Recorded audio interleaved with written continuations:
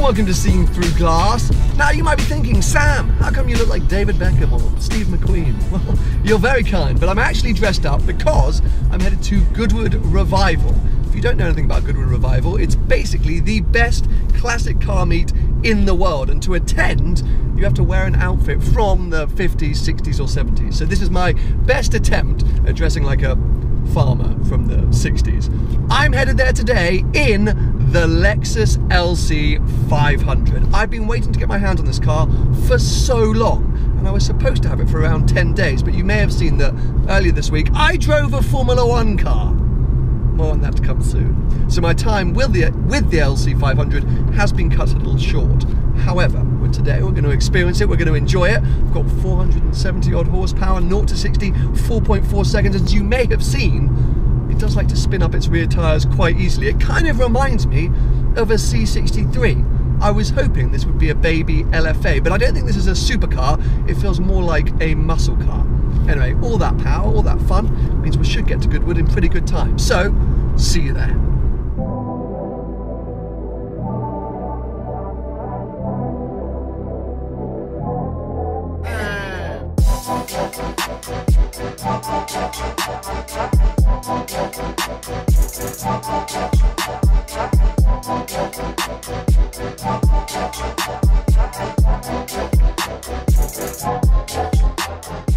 I have made it down to the paddocks, and I say paddocks because, as you can imagine, here at Revival there are a number of different classes that take part in the races over the weekend. This looks to be an old like Formula 1, Formula 2 single-seater paddock.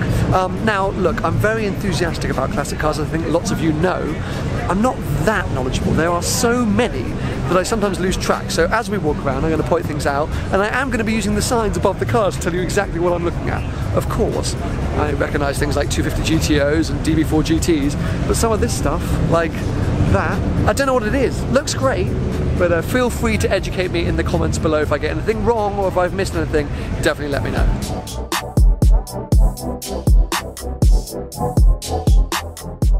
Now, lots of you have been noticing that I've been wearing this in my videos recently. Well, check it out! We got some more lads here wearing the same bracelets. I'm going to put a link below. You can check out where to get these. Super cool. We're basically matching bros. Let's do a fist pump as well, just to be yes, yes. Now, I think lots of you know that I'm a big fan of the Ferrari 250 short wheelbase, and there are tons of them over there, which I'll show you in a second. But I'm becoming a major fan of the 166. This is the 212, but the very, very early Ferraris, and they did a few road car. I mean, they were road racing cars. I just love the simplicity and the shape of it. And this one here, with those straps on the bonnet, Superleggera body, I think this is super nice.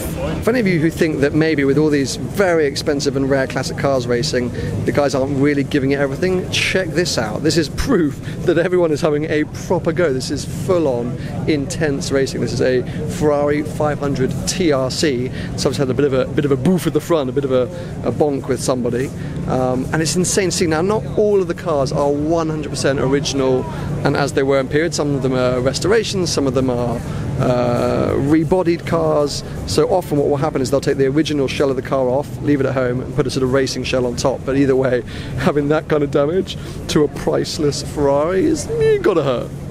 Now, this car is just dreamy. You can't see it too well because it's being worked quite heavily on right now, but it's a 1964 Porsche 904 Carrera GTS in dark green. I mean, this is my Cayman, or what was my Cayman, my ex-Cayman. This has also been through a bit of a Bosch. It's got some damage on the front left corner, so they're obviously doing some repair work right now, but just the colour is stunning, the lines. Here's another 904 GTS and a bit more of a racy setup, but yeah, I love the lines of this car, the look of this car, and in dark green there, it is winning.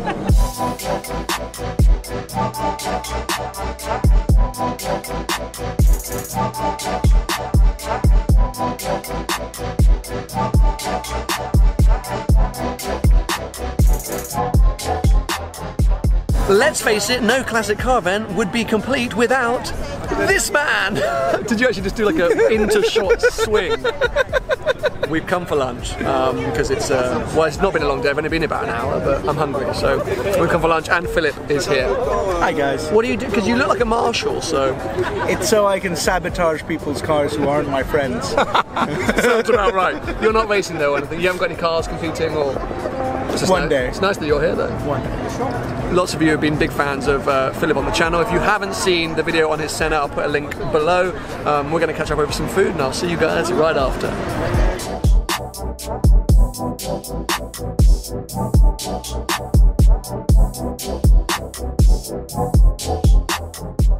Now this has to be one of the coolest sections at Goodwood Revival. This is the Setrington Cup, which is essentially a kids race in vintage pedal cars. So kids sign up, I guess sons and daughters of various other racers and Goodwood members, and they take part in a legit pedal race. It's a running start, so they all line up, they run, they jump in. They've got a whole paddock here. There are kid mechanics. I mean, it's just the coolest thing. Look at some of these old cars, they are freaking awesome. Revival is not just about cars, it's also about planes, and I come over here to check out this Spitfire because this is quite an interesting plane. You may notice there are no guns on this Spitfire and it's painted blue. That is because this is a photographic spy plane. They removed all the guns and painted it to sort of blend in to the sky, and you will notice over here, if I walk around, that there's a big old sodding camera in the side. There you go, there is La Camera, and what would happen is they would fly over to the enemy camps, and then the plane would literally tip to its side, they'd take a picture, and then it would tip back again. So, yeah, pretty nuts thing to see here. There we go, Revival over for me for another year. It's always an absolutely manic event. I feel like it's busier than it's ever been before. So cool to see cars like that actually being raced, actually being thrashed around the track. Anyway, I now need to find a coffee and somewhere to get changed because I need to head to...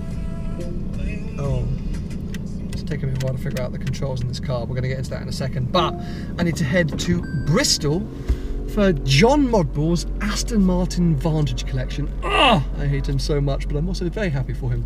So yes, on our way to Bristol.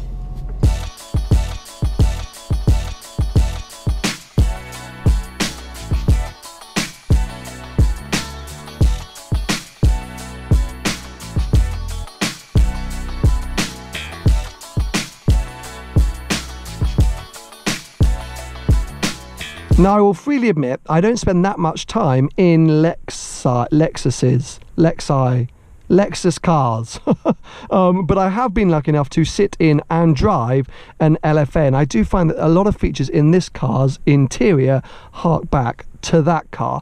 Most recognisably, these two big switches up here on the dashboard. These are our driving modes over here, and this is our traction control over here. I will start the car in a second and show you those in action. But otherwise, it's all very sort of angular and spaceshipy, and this very much reminds me of the Rolls-Royce Phantom 8's, what do they call it?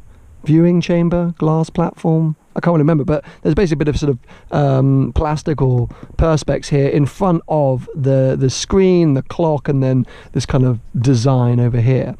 I find the glove box area bizarre. It's very sort of cut away and slim. You've got some air conditioning vents there. If you open the glove box, it is tiny. I mean, that is the handbook, and that's really all that you can fit in there, so a slightly pointless glove box setup.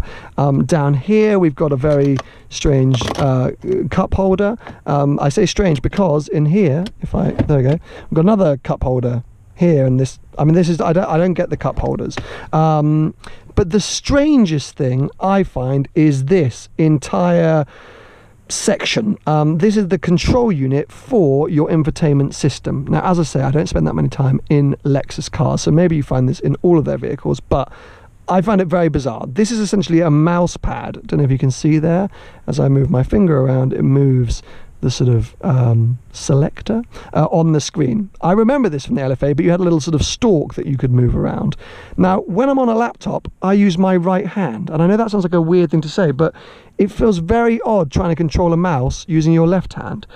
Doing this whilst driving, near on impossible. I find it very, very dangerous. There are a few buttons here, radio, media, menu, map, but it's all a bit fiddly. I don't like the feel of this. It's got a horrible haptic feedback type situation. I'm not a fan.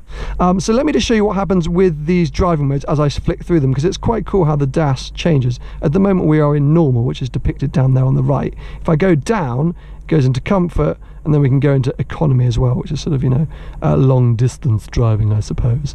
But if we go up into sports, can you see that that dial changes? And then if we go to Sport Plus, it's even more intense. However, one thing I don't like is, as you can see there, the red line is just over 7,000 RPM, but that's kind of like the 1 PM position. So I want it to be over here. It feels like the rev counter's never really moving. As you power through the gears, it's just sort of, I don't know, let me, can I rev? Yeah, there you go. Oh, it's got a protector on it, but I don't like that. I feel like the red line should be over here somewhere.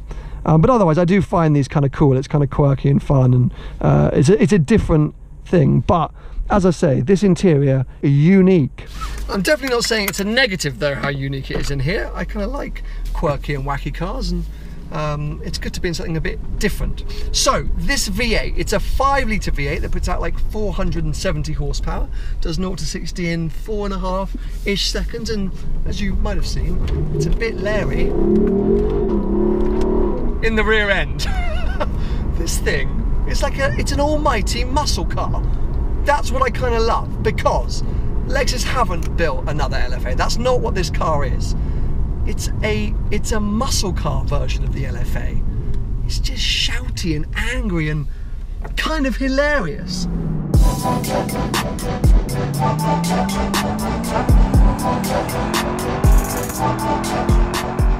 Well, I have now made it to Bristol, and I have to say, LC500 is a fantastic cruiser. It's a very big car. That's one thing I'll admit. It does feel very big on the road, but a very good cruiser. Anyway, I'm now in the sort of Dick Lovett staff car park, because Aston Martin Bristol have laid on a full show in their car park. Come check it out. So this is what I was talking about. We have got 1, 2, 3, 4, 5, 6 new Vantages. I mean, I hate you, Aston Martin Bristol, I hate you!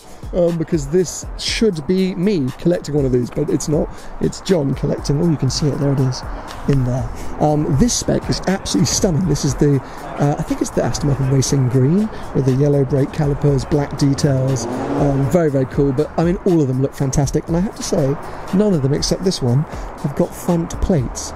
Take note, future Vantage owners. But yeah, lots of cars on display here. The guys have made a really awesome effort. Got a GT12 just chilling. People now are starting to turn out. There's me in the reflection. So I'm going to get inside, set up the podcast, and get ready to get underway. Is that all of your money now? Is that all of your money? I've got a bad neck. John is officially buying a Vantage. I'm so jealous, I don't even want to look at you.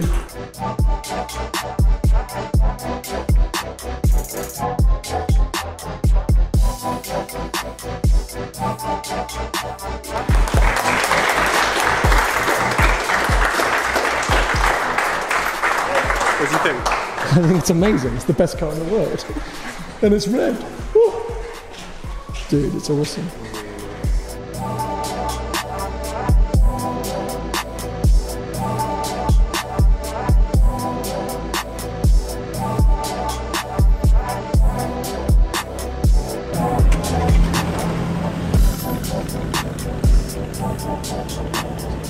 Well, there you have it. John, the luckiest man in the world this evening, has now driven away in his new Vantage. I am dying with jealousy. But what an awesome evening. A huge thanks to all of you that came down and attended the podcast recording. It's all kicking off now. There's a 4A, there's Aston's revving, there's a chrome event store, which you may recognise from the Model Rally. Anyway, we recorded a great podcast, so that will be live very soon on the podcast channel. If you've enjoyed today's video, give it a thumbs up, make sure to subscribe for plenty more videos to come.